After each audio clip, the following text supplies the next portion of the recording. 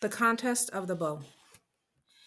It was Apollo's feast day, and the royal palace preparations began at dawn. The old beggar sat unnoticed in a quiet corner of the courtyard and watched the procession of animals and wagons laden with olives and corn file through the city streets. Most of these were taken to the temple to be offered to Apollo in a public sacrifice, but many of the finest cattle, sheep, and swine were set aside and brought to the palace for the enjoyment of the greedy suitors. An unhappy smile creeped across the old beggar's lips. If Athene stood by him, their enjoyment would be short lived. Around noon, the suitors began drifting away from the public ceremony and back to the palace. They gathered in the courtyard just outside of the great hall, and soon their laughter filled the air. They were looking forward to the feast, and nobody mentioned the disturbing scenes from the day before. They had been forgotten like a bad dream. As Odysseus watched them from his corner in the shadows, a small group stepped aside from the rest and walked in his direction. It was the inner circle of suitors led by Antinous and Eurymachus. They stopped only a few feet from him and huddled together, conferring in low voices. None of them noticed the old beggar, who sat as still as a stone and heard every word of their plan to murder Telemachus that night, when the whole city would be caught up in festive celebrations. They quickly agreed the details. Antinous told them what needed to be done. Then they rejoined the main group of suitors and entered the great hall. Odysseus waited long enough for the feast to get underway before following them in. Strong wine was already flowing freely, and he was greeted by a chorus of boos and jeers. Why, if it isn't our mysterious old friend, said Tisippus, one of Antinous' cronies. Here, have a drink, old man. Tisippus offered Odysseus a bowl of wine. As he stretched out a hand to take it, Tisippus pulled the bowl aside and poured the contents over his head. Red wine ran down his face and neck, soaking his tattered rags. The hall echoed with the suitors' cheers and laughter. Here's some food to go with your wine, a voice shouted, and a half-eaten bone hit Odysseus on the shoulder. Soon a shower of missiles came at him from all directions, and pieces of bread, meat, tomato, and olive clung to his skin and clothes. Tisippus staggered back to his place, doubled up with laughter. Now it was the turn of Leocritus, another one from the inner circle, to lead the fun. Old man, this is the second day that you've enjoyed our charity in this hall. It's time you showed us a little gratitude by entertaining us. Come on, old beggar. We know you can eat and drink all night. Now, let's see you dance and sing. The suitors shouted and whooped in mock encouragement. Odysseus gazed slowly around the hall, taking in each of their flushed, fleshy faces. He did not bother concealing his contempt. Hurry up, old man, said Leocritus. There's no need to be coy. If you're suffering from stage fright, perhaps you should have another drink. He picked up a bowl of wine from the table and swaggered toward Odysseus. The other suitors cheered him on, pounding on the tables with their fists. Enough! Cried Telemachus fiercely. He leaped between Leocritus and his father, grabbed the suitor's wrist, and threw the bowl to the ground. Aren't you ashamed of yourselves? He demanded, looking around the hall. Abusing this poor old beggar so cruelly? Leave him alone and get on with your feast. The next man to disgrace this hall will answer to my sword. The young prince led his father to his own table and set food and wine before him. Now Antinous got to his feet. His face was pale and he shook with rage.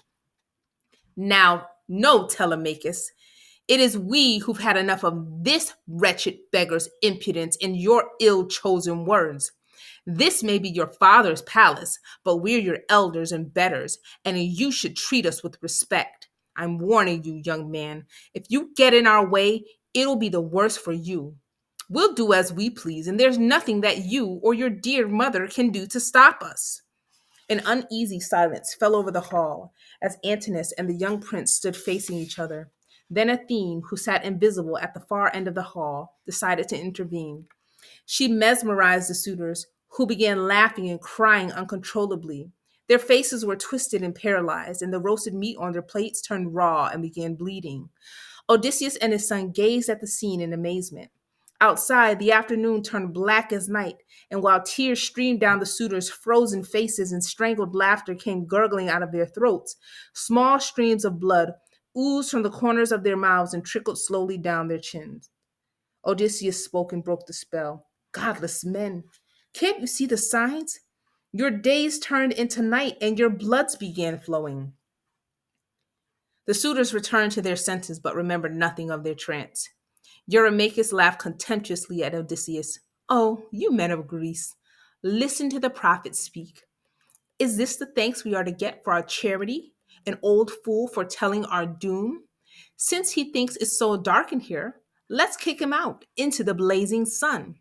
But before his words had died away, Penelope entered the hall, and the old beggar was forgotten. The queen was dressed in a dazzling robe and was surrounded by 6 maids carrying 12 axes and blocks. Penelope herself carried a quiver full of arrows and a magnificent bow. Arrogant suitors, she began in a trembling voice. Your day has come at last. You've wallowed in this house for 4 years now, growing fat on our food and loud and stupid on our wine, and you've given nothing in return. Your excuse has been that you wish to marry me, in spite of the fact that my husband might still be alive. Well, here's your chance to win the prize. Whoever can string Odysseus's bow and shoot an arrow through a line of 12 axe heads will take me from this palace as his wife. Good Eumaeus, set the bow down before the suitors, and you, my dear Telemachus, help me arrange these axes as your dear father used to all those years ago. They lined up the blocks and placed the axes in them. The brass rings on the handle tips glistened in the dim light of the hall. The young prince was fired up by the sight of his father's famous bow and the desire to prove himself a worthy son. He flung off his purple cloak, took the bow from his mother, and carried it over to the steps in front of the threshold, where he made a mark for the contestants to stand behind. Then he knelt down and examined the target carefully. The line of axes was straight and true. Telemachus placed the string into the notch at one end of the bow and began bending it with his knees. It was hard work, but he immediately sensed that he would master it. He was interrupted by a dry cough from the shadows beside him, and looking around, he caught his father's warning eye. Telemachus laid down the bow. It seems that I'm still too young and weak to string my father's bow, he said, walking back to his seat. In any case, the contest is not for me. Come now, you mighty suitors. Let's see who's man enough to win my mother's hand. A heated argument immediately broke out. To most of the suitors, it seemed a simple enough thing to string a bow and shoot straight. They had whiled away many hours of their 4 idle years in Ithaca with archery competitions, and they could handle a bow and arrow with considerable skill. The difficulty of the present contest, so they thought, lay in getting their hands on the bow in the first place. There were more than 100 suitors in all. Since the first to succeed would win the prize, surely the first to go had the best chance of winning. This certainly made the contest no better than a lottery. It was Antinous who solved the problem. He suggested that they follow the order in which the wine was ceremonially poured. Since Antinous would be last according to this system, no one could reasonably object. The other suitors applauded him and praised his generosity.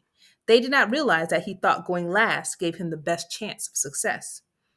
He had quickly seen that this was no ordinary bow, and that few of them had a hope of even stringing it, especially as it had gone unused for 20 years.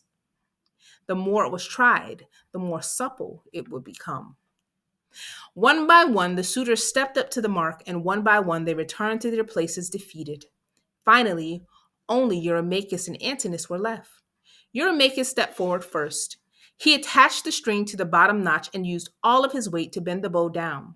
For a moment, it looked as if he might succeed, but when he got halfway, the bow would bend no more. He struggled until he was red in the face and the sweat poured off of his brow, all to no avail. Cursing under his breath, he flung the bow to the ground.